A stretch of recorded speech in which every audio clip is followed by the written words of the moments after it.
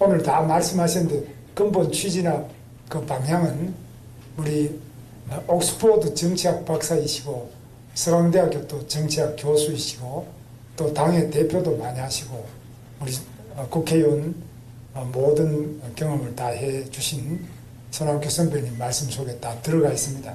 근데 오늘 우리나라가 너무나 어렵기 때문에 이 부분에 대해서 제가 준비된 것인데 여기에 빠진 것도 있습니다.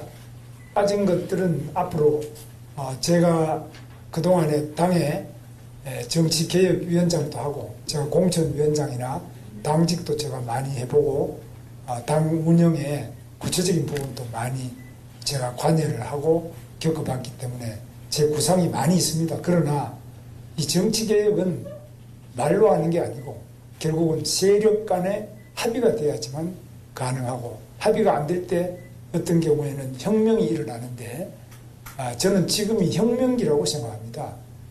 지금 한국 정치가 그냥 단순한 제도적인 타협이나 합의 이걸 넘어서서 혁명이 일어나는데 하나는 방금 손학규 선배님 말씀처럼 거대한 독재 민주당이라는 이름 아래 이재명의 개인 독재가 총통제를 향해서 치닫고 있는 이 권력의 분립은 없고 당내 민주주의도 없고 여야 간의 건전한 상식과 타협 또는 헌법상의 여러 가지 권한을 모두 침범하는 이런 핵의 망치간 일이 일어나는데 그 중에 가장 중요한 점이 바로 범법자가 재판을 5개나 받고 있고 온갖 불법을 해서 그 주변이 다 구속됐는데 가장 그 우두머리인 범법의 우두머리는 지금 이 법을 바꿔서 자기가 책임을 면하고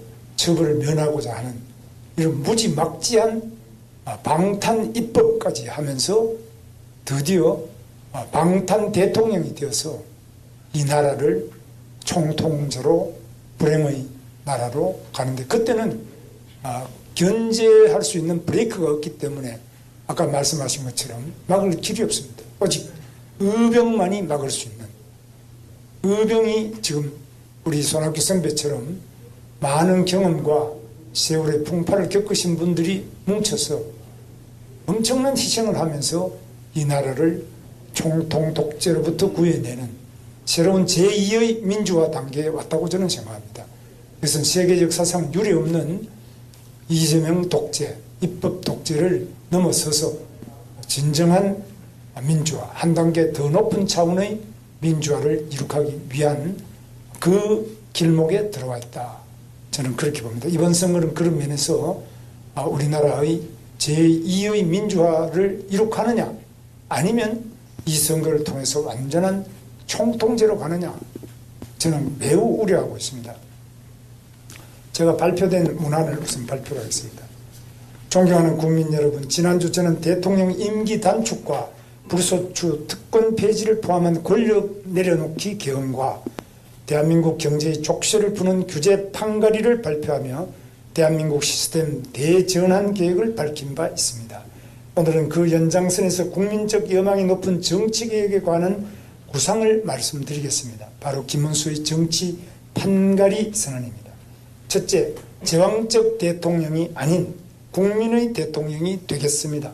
대통령이 정치개혁을 주장하면서 스스로 기득권을 지키려 든다면 국민 누구도 설득하기 어려울 것입니다. 저부터 제왕적이라 불리는 대통령 권한을 과감히 내려놓겠습니다. 4년 중임제 도입을 위해서는 대통령과 국회의원 임기를 일치시켜야 하는 만큼 제 임기를 3년으로 양보해서 2028년 4월에 대통령 선거와 국회의원 선거를 동시에 실시하도록 하겠습니다. 전국 단위 선거를 4년간 2번으로 정비하면 정치 일정이 예측 가능하고 선거에 소요되는 행정, 재정적 비용도 크게 줄어들게 됩니다. 국민의 재신임을 받기 위해 정부 여당은 협력하고 여야는 입법 성과로 경쟁하는 건전한 정치 문화가 조성될 것입니다. 대통령을 제왕이 되게 하는 힘의 원천은 바로 인사권입니다. 공공기관 낙하산 인사를 근절하기 위해서 낙하산 금지법을 제정하고 한국판 플럼북 제도를 도입하겠습니다. 플럼북은 국정 철학을 구현하기 위해 대통령이 필수적으로 임명해야 할 공직 명부입니다. 플럼북에 담길 필수 직위와 자격 조건도 여야 논의를 거쳐 선정하겠습니다. 개헌 추진 과정에서 대통령 불소추 특권 역시 과감히 폐지하겠습니다. 스스로는 감시받는 권력이 되고 수사기관의 독립성은 대폭 강화하겠습니다. 대통령 친인척을 대상으로 하는 특별감찰관은 문재인 대통령과 윤석열 대통령이 모두 임명하지 않아서 무용론이 나오고 있습니다. 저는 야당이 추천하는 분을 특별감찰관으로 임명하겠습니다. 이재명 후보님이 추천해 주시면 더욱 좋겠습니다. 둘째, 국회를 진정한 민의의 전당으로 거듭나게 하겠습니다. 지난 2014년 저는 새누리당 보수혁신특별위원회 위원장이었습니다. 당시 무회의, 무세비, 구속수감시 세비 지급 금지, 무노동 무임금 원칙을 국회의원에게도 적용토록 하고 국회의원 불체포 특권 제한, 겸직 금지, 출판 기념회 금지 등을 제안한 바 있습니다. 혁신을 두고 겪었던 진통이 지금도 생생히 기억납니다. 저의 10년 전 제안이 아직도 제도화되지 않은 것은 그만큼 의회의 기득권이 강력하다는 방증입니다. 당선 즉시 전 당원 투표로 여당의 당론을 확정하고 야당 대표와 만나 제가 직접 제도화에 나서겠습니다. 국회의원 수를 줄이자는 압도적인 국민 여론에 따라 국회의원 정수를 10% 감축하겠습니다. 의원수 감축은 의회 기득권을 포기하겠다는 가장 상징적 장면이자 모든 공공개혁의 동력으로 승화될 것입니다. 저희 정치개혁 과제 중에서 민주당과 생각이 일치해서 당장 시행 가능한 것이 국회의원 불체포 특권, 면책 특권 폐지입니다.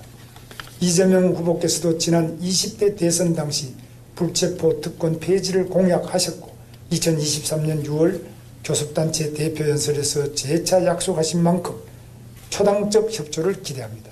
대통령도 탄핵되고 잘못을 저지른 공무원은 일벌백계 하는 시대지만 유독 국회의원만 당선되고 나면 특별한 책임도 견제도 없이 임기를 마치고 있습니다.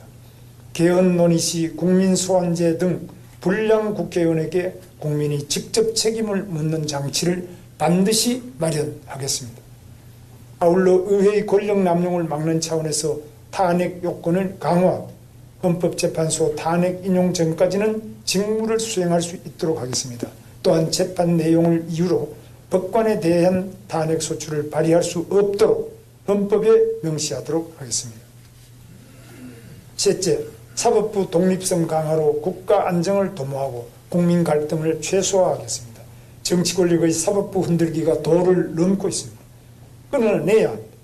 대법관과 헌법재판관 후보 추천위원회를 법정기구화하고 임명 시 국회 제적위원 3분의 2 이상의 동의를 받도록 하겠습니다. 정치적 편향성 지적과 무능 논란이 반복되었던 공수처를 폐지하고 검경의 권력형 비리수사 기능을 통합하는 한편 독립적인 외부 통제기구를 신설해서 공정하고 투명한 수사 시스템을 구축하겠습니다. 사법방해제를 신설해서 정치권력의 법 왜곡 역시 막겠습니다. 넷째, 선거관리위원회에 대한 대대적 혁신을 통해서 중립성을 확보하고 선거에 대한 국민의 신뢰를 회복하겠습니다. 독립적 지위를 가진 특별감사위원회 제도를 도입하여 선관위에 대한 외부 통제, 감시 체계를 구축하고 중앙선거관리위원장을 비롯한 시도선거관리위원장을 법관이 겸임하는 제도를 금지해서 선거관리위원회의 책임성을 강화하겠습니다. 마지막으로 86 정치 기득권 퇴출과 시대 전환을 선언합니다. 86 세대는 대한민국 민주화를 이끈 성공 세대입니다. 그러나 유독 정치 영역에서 아름다운 퇴장에 실패하고 기득권 세력으로 변질됐습니다. 정치 행정 영역에서의 과감한 세대 교체로 시대 전환을 이끌겠습니다. 국민의원의 3분의 1 이상을 40대 이하 50세 미만으로 임명하는 등 40대 총리 탄생도 자연스러울 정도로 공적 영역에서의 세대 교체를 확실히 하겠습니다. 플럼북에 있는 공공기관장 인선 시 민간기업에서 역량이 검증된 40대 CEO들을 적극 기용하겠습니다. 한다면 하는 김문수, 이번에는 정치판을 확 갈아엎겠습니다. 대한민국의 미래를 책임질 청년 3040 세대와 함께 새로운 시대로의 전환을 이뤄내겠습니다. 감사합니다.